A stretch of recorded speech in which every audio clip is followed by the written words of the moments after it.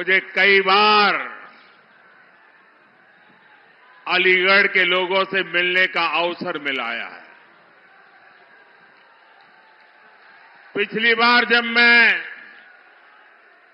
अलीगढ़ आया था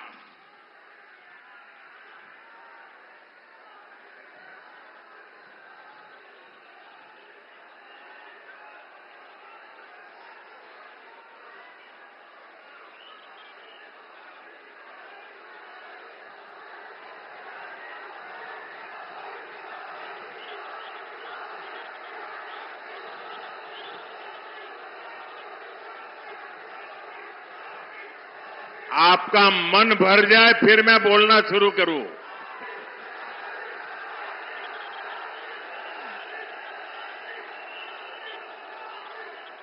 अब आप इजाजत दें तो मैं बोलना शुरू करूं। अब आप इजाजत दें तो बोलना शुरू करूं। इजाजत है? हमारे लिए तो जनता जनार्दन ही भगवान है। आप इजाजत दें तो हम शुरू करेंगे। इजाजत है? राधे राधे।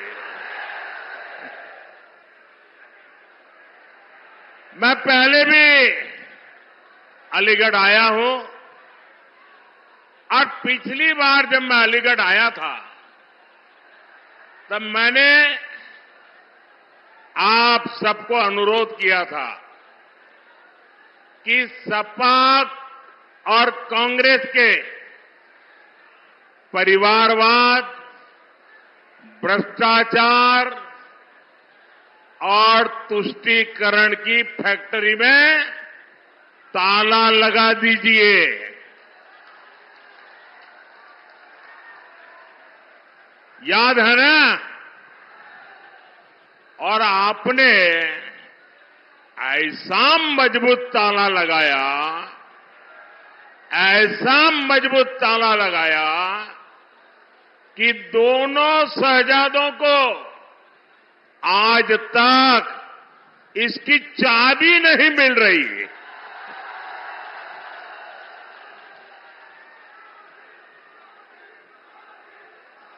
आज मैं अलीगढ़ की जनता को, हाथरस के मेरे भाई बहनों को फिर एक बार प्रार्थना करने आया हूं, आपका आशीर्वाद लेने आया हूं।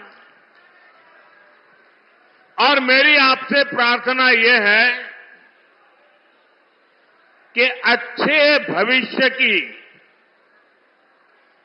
विकसित भारत की चाबी भी आप ही के पास है। अब देश को गरीबी से पूरी तरह से मुक्त करने का समय आ गया है। अब देश को भ्रष्टाचार से पूरी तरह मुक्त कराने का समय आ गया है। अब देश को परिवारवादी राजनीति से मुक्त कराने का समय आ गया है। और इसके लिए जरूरी है फिर एक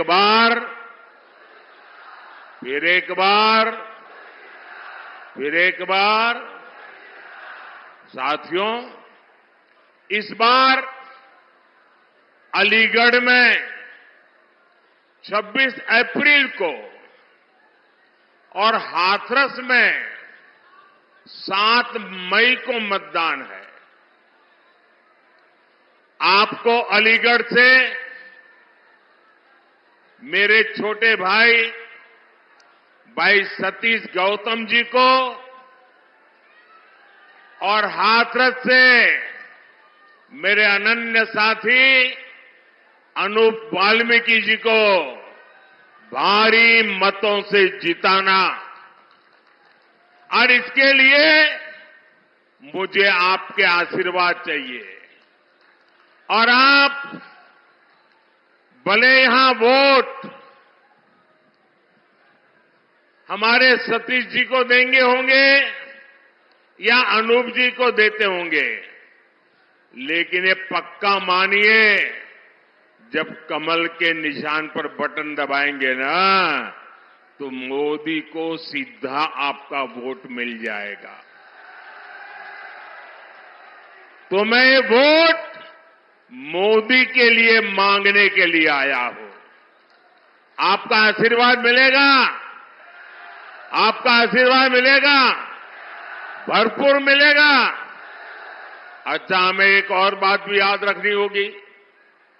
एक तरफ फसल की कटाई का समय है, शादी ब्याह का भी समय है, और गर्मी तो पूछो मत, है, सब कुछ है। लेकिन भाइयों बहनों, देश से तो बड़ा कुछ नहीं होता ना। देश से बड़ा कुछ होता है? होता है। देश का इतना बड़ा महत्वपूर्ण चुनाव है, हमें सारे काम छोड़ करके वोट करना चाहिए कि नहीं करना चाहिए? सुबह सुबह वोट करना बहुत जरूरी है। करोगे? धूप निकलने से पहले वोट हो जाए, जलपान से पहले मतदान हो जाए। आपके एक एक वोट का बहुत महत्व है। अब आप देखिए, पहले आए दिन बॉर्डर पर बम गोले चलते थे, गोलियां चलती थी, और आए दिन हमारे वीर सपूत शहीद होते थे, तिरंगे में लिपट करके उनका शरीर घर लौटता था। आज ये सब बंद हो गया कि नहीं हो गया? सबकी बोलती बंद हो गई कि नहीं हो गई? उनकी तोप और बंदूक बारूद सब बिक गए कि नहीं बिक गए? पहले आए दिन आतंकी बम फोड़ते थे, सीरियल ब्लास्ट होते थे। अयोध्या को नहीं छोड़ा, काशी को नहीं छोड़ा, हर बड़े शहर में आए दिन बम धमाका। अब सीरियल बम धमाकों पर भी अब फुल स्टॉप लग गया है कि नहीं लग गया है? और जो फर्स्ट टाइम वोटर है ना, उनको शायद याद नहीं होगा, तब वो 5 साल, 7 साल, 8 साल, 10 साल के होंगे। जरा याद कीजिए, आपके परिवार में पूछिए, उस समय अखबारों में, टीवी पर एडवर्टाइजमेंट आता था। और एडवर्टाइजमेंट क्या होता है कि कहीं पर भी कोई लावारिस चीज दिखाई दे तो उसके दूर रहना, उससे छूना मत। कहीं बैग दिखाई दे, कहीं कुकर दिखाई दे, कहीं टिफिन का बॉक्स दिखाई दे, उधर पास मत जाना, तुरंत पुलिस को जानकारी देना। ये आए दिन सूचना दी जाती थी। एयरपोर्ट पे जाओ तो इसका अनाउंसमेंट होता था, रेलवे स्टेशन पर जाओ उसका अनाउंसमेंट होता था, बस स्टेशन पर जाओ अनाउंसमेंट होता था कि लावारिस चीजों को हाथ में लगाओ। इन मेरे फर्स्ट टाइम वोटर है ना, तब बहुत छोटे थे, उनको मालूम नहीं होगा। ये सरकार लगातार बोलती थी, सूचना देती थी। क्यों? क्योंकि लावारिस चीजों में बम रखे जाते थे और कोई निर्दोष व्यक्ति उसको हाथ लगाता था, वो मौत के घाट उतर जाता था। भाइयों बहनों, ये मोदी योगी का कमाल है, ये सारा बंद हो गया। हुआ कि नहीं हुआ? शांति मिली कि नहीं मिली? और जब शांति मिलती है तो सुरक्षा मिलती है तो विकास होता है कि नहीं होता है? पहले आर्टिकल 370 के नाम पर जम्मू कश्मीर में अलगाववादी शान से जीते थे और हमारे फौजियों पर पत्थर चलाते थे। अब इन सब पर फुल स्टॉप लग गया कि नहीं लग गया? लग गया कि नहीं लग गया? पहले अलीगढ़ में भी आए दिन कर्फ्यू लगता था। अगल बगल के लोगों को अलीगढ़ आना है तो फोन करके पूछते थे, भाई शांति है ना, मैं आऊं तो चलेगा ना? शादी की तारीख तय करनी हो तो पूछते थे, यार कहीं दंगा हो जाए, ऐसे इलाके में शादी नहीं करेंगे, कहीं और करेंगे। ये हाल था कि नहीं था? ये गया कि नहीं गया? ये योगी जी ने करके दिया है आपको। साथियों, दंगे, हत्या, गैंग वॉर, फिरौती, ये सब तो सपा सरकार का ट्रेडमार्क ही था। यही उनकी पहचान थी और उनकी राजनीति भी उसी से चलती थी। एक समय था जब हमारी बहन बेटियां घर से बाहर निकल नहीं पाती थी। योगी जी की सरकार में अपराधियों की हिम्मत नहीं है कि वो नागरिकों का अमन चैन बिगाड़े। साथियों, कांग्रेस, सपा जैसी पार्टियों ने हमेशा तुष्टीकरण की राजनीति की और मुसलमानों के राजनीतिक, सामाजिक, आर्थिक उत्थान के लिए कभी कुछ नहीं किया। और जब मैं पसमानदा मुसलमानों की मुसीबत की चर्चा करता हूं तो इनके बाल खड़े हो जाते हैं, क्योंकि ये ऊपर के लोगों ने मलाई खाई है और ये पसमानदा मुसलमानों को भी उसी हालत में जीने के लिए इन लोगों ने मजबूर कर दिया है। साथियों, इसी क्षेत्र में 3 तलाक से पीड़ित कितनी ही बेटियों का जीवन तबाह हो गया था। और सिर्फ बेटियों का नहीं, और 3 तलाक के कारण मुसीबत में आई उस बेटी, उसके पिता, भाई, परिवार सब परेशान हो जाते थे।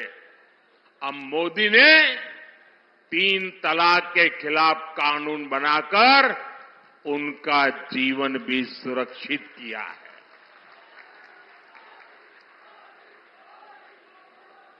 पहले हज कोटा कम होने की वजह से कितनी मारामारी होती थी, उसमें भी रिश्वतखोरी चलती थी और ज्यादातर रसूखदार लोग ही हज जाने का मौका पाते थे। मैंने सऊदी अरब के क्राउन प्रिंस से आग्रह किया था कि हमारे भारत के मुसलमान भाई बहनों के लिए हज का कोटा बढ़ाएं। आज न सिर्फ भारत का हज का कोटा बढ़ा है, बल्कि वीजा नियमों को भी आसान बनाया गया है। सरकार ने एक बहुत बड़ा अहम फैसला लिया। पहले हमारी मुस्लिम माताएं बहनें अकेली हज करने जा नहीं सकती थी। सरकार ने महिलाओं को बिना महरम हज जाने की अनुमति भी दी और मुझे हजारों ऐसी बहनें आशीर्वाद दे रही है जिनका हज जाने का सपना पूरा हुआ। साथियों, कांग्रेस, सपा जैसी भ्रष्ट पार्टियों ने आपके परेशानियों को उनकी कभी परवाह नहीं की। गरीब को पैसे देकर भी पूरा राशन नहीं मिलता था, बिचौलिए ही लूट लेते थे। आज अलीगढ़ और हाथरस के लाखों साथियों को मुफ्त राशन मिल रहा है। इतना ही नहीं, पूरा राशन मिल रहा है। अलीगढ़ और हाथरस के लाखों परिवारों को आयुष्मान भारत योजना के तहत मुफ्त इलाज की सुविधा भी मिली है। अब मोदी की गारंटी है कि देश के हर परिवार में, आपके घर में जो बुजुर्ग माता पिता है, दादा दादी है, नाना नानी है, चाचा चाची है, अब उम्र के कारण और कोई तो काम कर नहीं पाते और उम्र के कारण कोई न कोई बीमारी आ ही जाती है। अब आपके डबल जिम्मा होता है, एक तो परिवार के बुजुर्गों को संभालना, दूसरा जिम्मा होता है अपने बच्चों का भविष्य बनाना, और उसमें अगर बुजुर्ग कोई बीमार हो गए तो सारा बोझ आप पर आ जाता है। ये मोदी है जिसको आपकी भी चिंता है, और इसलिए मोदी ने गारंटी दी है कि आपके परिवार के 70 साल की ऊपर के आयु के कोई भी बुजुर्ग माता पिता को 5 लाख रुपए तक मुफ्त इलाज की चिंता ये बेटा करेगा। भाइयों बहनों, ये राशन मिल रहा है, इलाज मुफ्त में मिल रहा है, घर मिल रहे हैं। ये सब किसने किया? ये सब किसने किया? किसने किया? किसने किया? किसने किया? किसने किया? आपका जवाब गलत है। ये मोदी ने नहीं किया, ये आपके एक वोट ने किया है। आपके वोट की ताकत है जिसके कारण गरीब का भला हो रहा है। और इसलिए इसका जो पुण्य है ना, उस पुण्य के आप भी उतने ही हकदार हैं। भाइयों और बहनों, आजकल जब मैं कहता हूं कि 10 साल में जो किया वो तो ट्रेलर है, ट्रेलर। हमें तो बहुत सारा काम करना है। और जब मैं इतनी सारी बातें बताता हूं ना, तो ये सपा कांग्रेस वालों को समझ ही नहीं आता ये मोदी कहां ले जा रहा है।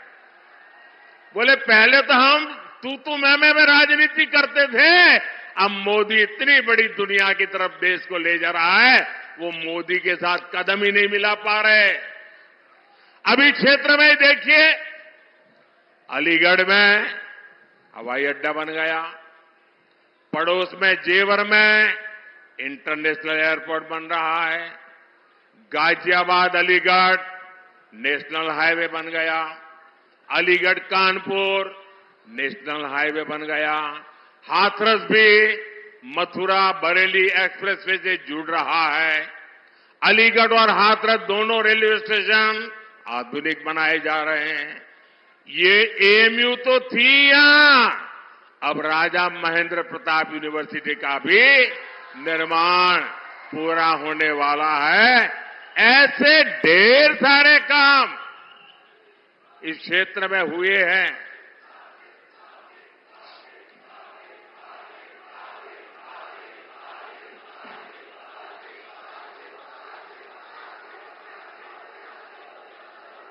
अब आप मुझे बताइए, इतने सारे काम हो जाए तो किसी को भी आराम करने का मन कर जाए कि न कर जाए, कर जाए कि न कर जाए।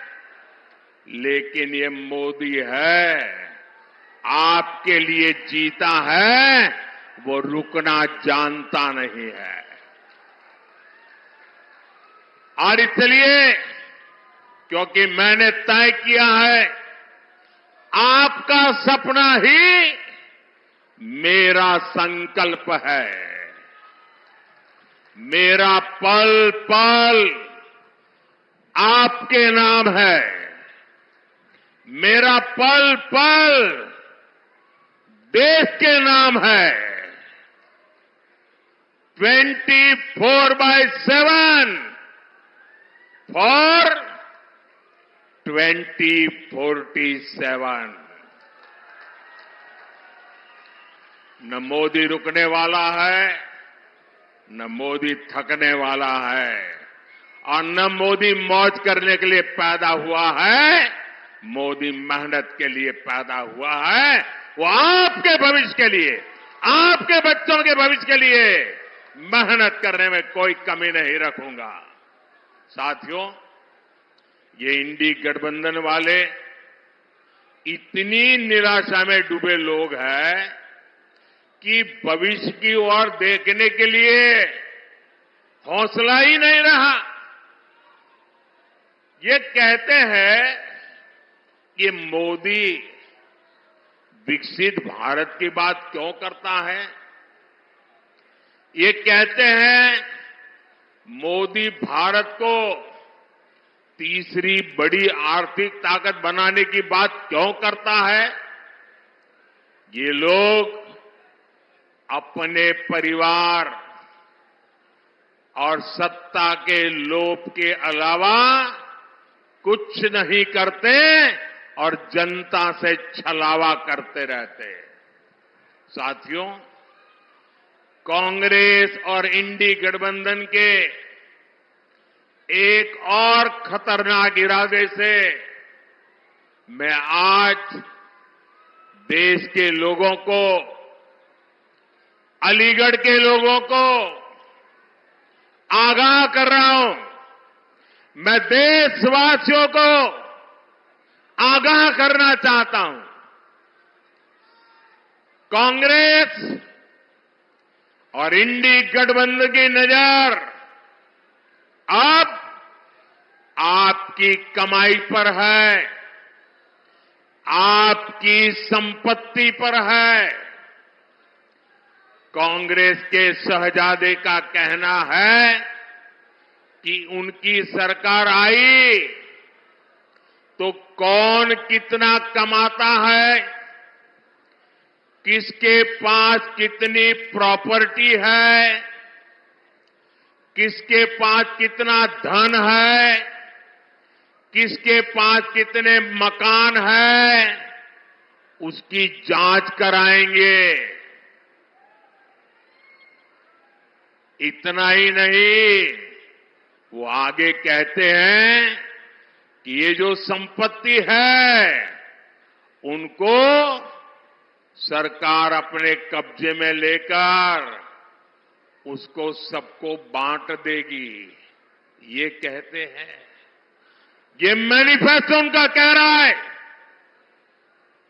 भाइयों बहनों, आप सोचिए, हमारी माताओं बहनों के पास सोना होता है। ये सोना अवसरों पर सिर्फ शरीर पर पहन करके प्रभाव पैदा करने के लिए नहीं होता है। हमारे देश में माताओं बहनों के पास जो सोना होता है, कितना ही कम क्यों न हो, वो स्त्री धन होता है, पवित्र माना जाता है, कानून भी उसकी रक्षा करता है। अब इनकी नजर कानून बदलकर हमारी माताओं बहनों की संपत्ति छीनने का भी खेल खेला जा रहा है।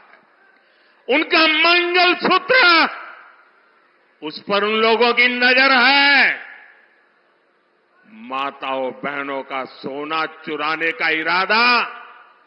इतना ही नहीं, वो सर्वे करना चाहते हैं कि जो नौकरी पेशा वर्ग है, जो कर्मचारी है, उन्होंने अपनी बच्चों की पढ़ाई के लिए, बच्चों की शादी के लिए जो एफडी की है, फिक्स डिपॉजिट की है, किसकी कितनी सैलरी और कितनी एफडी है, उसकी भी जांच होगी।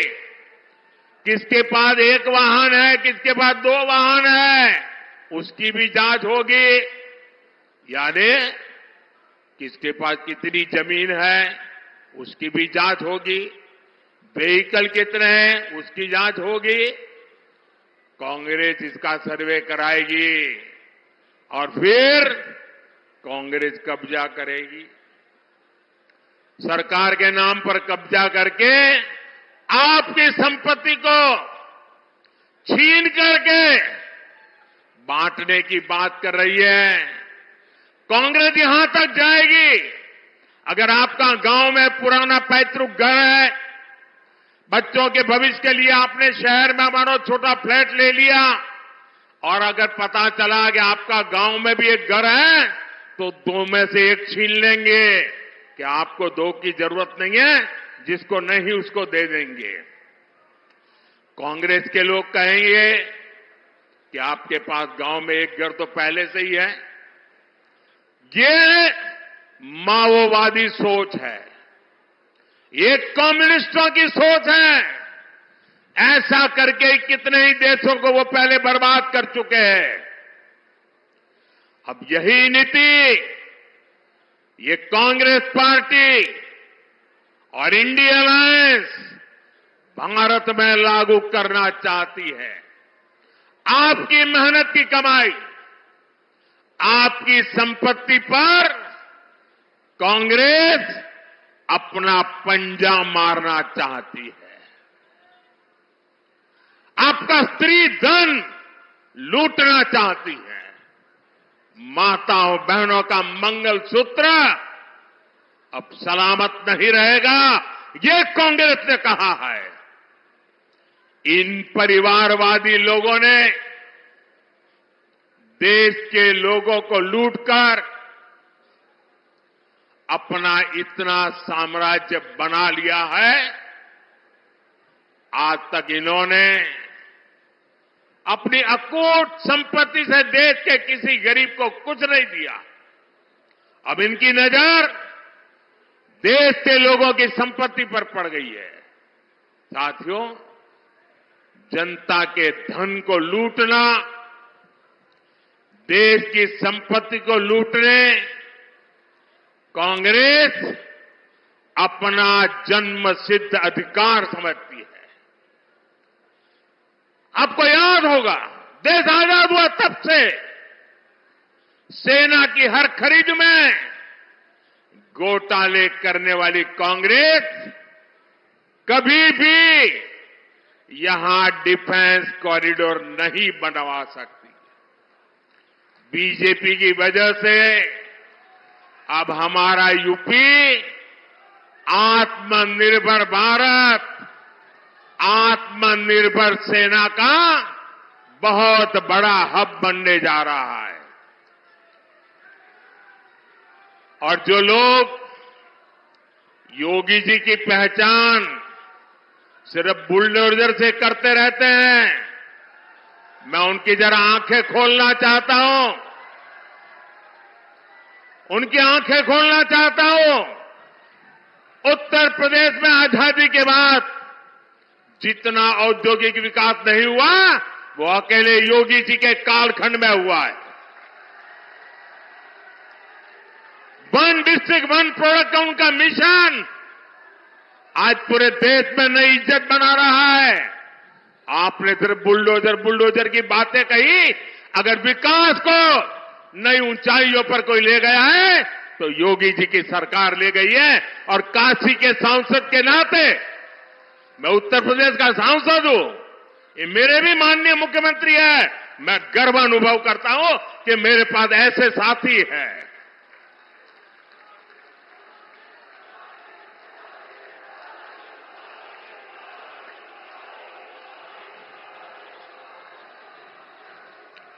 कुछ दिन पहले ही हमने ब्रह्मोस मिसाइल की पहली खेप फिलीपींस को निर्यात की है। आने वाले दिनों में ये घातक ब्रह्मोस, ये मिसाइल भी हमारे यूपी में बनेगी। अलीगढ़ में डिफेंस कॉरिडोर में आपको गर्व होता है कि नहीं होता है? ब्रह्मोस मिसाइल बने यहां, कौन होगा जिसको गर्व नहीं होगा भाइयों? साथियों, डिफेंस कॉरिडोर के साथ ही इस क्षेत्र के पास डेडिकेटेड फ्रेट कॉरिडोर की भी ताकत है। मालगाड़ियों के लिए जो अलग रूट बनाया गया है, इससे यहां दूसरे उद्योगों को भी बहुत ज्यादा फायदा होगा। अलीगढ़, हाथरस और आसपास के छोटे, लघु और कुटीर उद्योग, ये सभी विकसित भारत की ऊर्जा है। आपके काम को बढ़ावा मिले, इसलिए योगी जी की सरकार वन डिस्ट्रिक्ट वन प्रोडक्ट पर और अब पूरे देश में वन डिस्ट्रिक्ट वन प्रोडक्ट पर बल दिया जा रहा है। और अलीगढ़ के ताले हो, हाथरस की हिंग हो, मेटल उद्योग हो, गारमेंट उद्योग हो, गुलाल उद्योग हो, भाजपा सरकार हर उद्योग की ताकत बढ़ा रही है। यहां के लघु उद्योगों को मुद्रा योजना से भी बहुत मदद मिली है। मुद्रा योजना के तहत भी हम भाजपा ने 20 लाख रुपए तक का लोन देना तय किया है। साथियों, इस क्षेत्र में हमारे विश्वकर्मा साथी भांति भांति के काम से जुड़े हैं। कोई मूर्तिकार है, कोई पॉटरी काम करता है, कोई कपड़ा सिलता है, कोई जूते बनाता है। ऐसे मेरे सभी परिवारों के लिए 13,000 करोड़ रुपए की विशेष पीएम विश्वकर्मा योजना बनाई गई है। साथियों, मोदी की हर गारंटी का सीधा लाभार्थी गरीब है। लाभार्थी मेरा गरीब को लाभ मिलता है। मेरा दलित भाई परिवार है, मेरा पिछड़ा भाई परिवार है। और इन गारंटियों का लाभ मध्यम वर्ग को भी होता है। फैक्ट्री वाले को, दुकान वाले को, मजदूर को, गाड़ी चलाने वाले को, सबको होता है।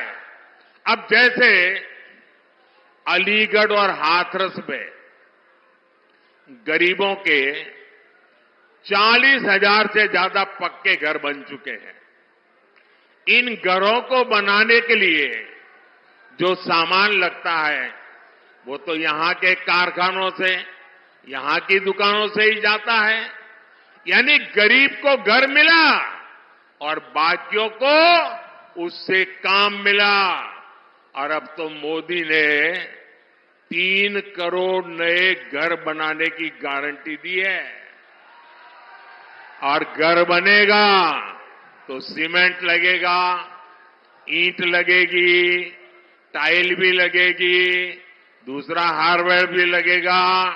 और इतना ही नहीं, जब झुग्गी झोपड़ी में रहता है तब ताला लगता है क्या? नहीं लगता ना। और घर मिल गया तो ताला लगेगा कि नहीं लगेगा? और ताला कहां से जाएगा?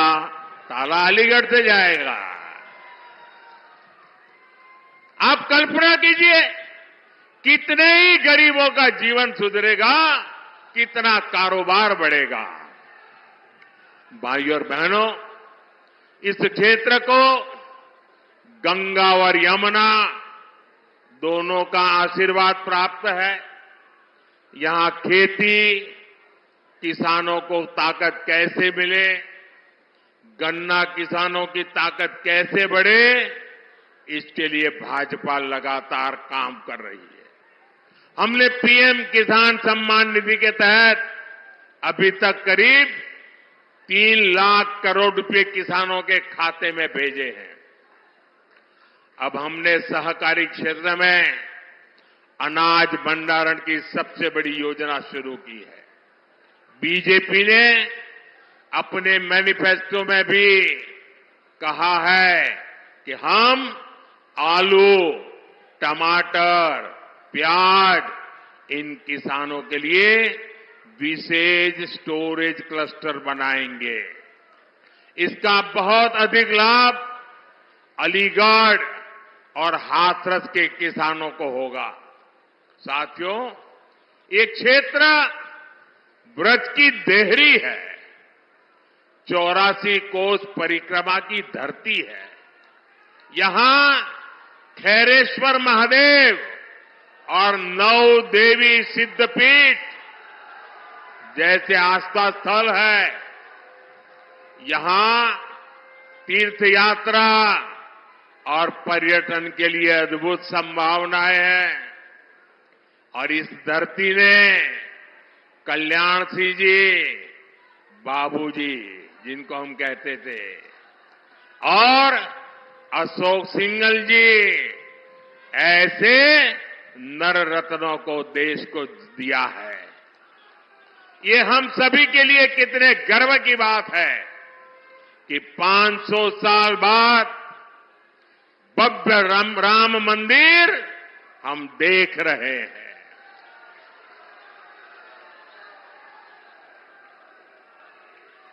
और जब भव्य राम मंदिर की बात आती है ना, तो उनकी नींद उड़ जाती है।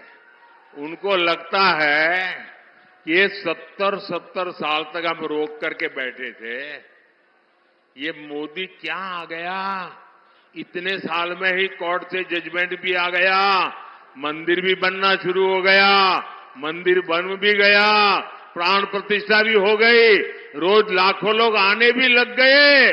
अब इनकी नींद उड़ गई है, मैं क्या करूं बताओ। और इसलिए इतने गुस्से में है, ये इतने गुस्से में है कि प्राण प्रतिष्ठा के निमंत्रण को ठुकरा दिया। कोई ऐसा करेगा क्या? करेगा क्या? मुझे जब प्राण प्रतिष्ठा का निमंत्रण देने आए थे ना, तो मैंने जूते निकाल करके उस निमंत्रण कार्ड को हाथ में लेकर के अपने सर पे लगाया था। मैं उसे मेरा भाग्य मानता था। भव्य राम मंदिर आज के भारत को विकसित होने का आशीर्वाद दे रहा है। साथियों, अब आपको विकसित भारत बनाने के लिए भारत में एक मजबूत सरकार बनानी है। और इसके लिए भाजपा को वोट करना है, एनडीए को वोट करना है।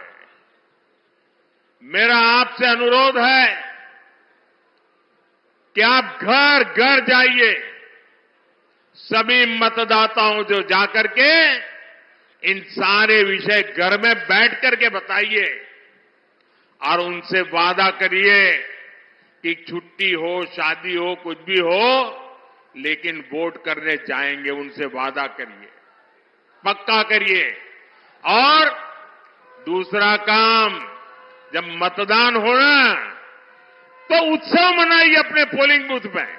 ये लोकतंत्र का उत्सव है, आनंद उत्सव होना चाहिए। छोटी छोटी 15-15, 20-20 की टोलियां गीत गाते गाते मतदान करने के लिए जाए, और हमारे गांव वाले तो तुरंत गीत बना भी देते हैं। लोकतंत्र का जय जयकार करते हुए जाए और ऐसा उत्सव मनाए और फिर मतदान कर करके वापस लौटे। और तीसरा काम, हमें पोलिंग बूथ जीतना है। हमें एक भी पोलिंग बूथ हारना नहीं है। घर घर जाओगे, घर घर जाओगे, जरा मुझे जोर से हाथ ऊपर करके बताइए, घर घर जाओगे, घर घर जाओगे, मतदाताओं को मिलकर के बात बताओगे। दरवाजे पर पर्चा दे करके नहीं आना है, घर में जाके बैठना है, उनका पानी पीना है, उनसे 5 मिनट 10 मिनट बात करनी है। करोगे? करोगे? छोटे छोटे जुलूस निकाल करके उत्सव मनाते हुए मतदान करोगे? पहले मतदान फिर जलपान, पहले मतदान फिर जलपान। जब तक मतदान नहीं करेंगे, जलपान नहीं करेंगे, ये बात पक्की करोगे? और फिर पोलिंग बूथ जीत के दिखाओगे? पहले से रिकॉर्ड मतों से जीतोगे? पक्का जीतोगे? अच्छा, मेरा एक काम करोगे? करोगे? मेरा पर्सनल काम है, जरा हाथ ऊपर करके बताइए, करोगे? देखिए, घर घर जाना और जाकर के कहना कि अपने मोदी जी अलीगढ़ आए थे और मोदी जी ने आपको राधे राधे कहा है, राम राम कहा है। घर घर मेरा प्रणाम पहुंचा देंगे। मेरे साथ बोलिए, भारत माता की, भारत माता की, भारत माता की।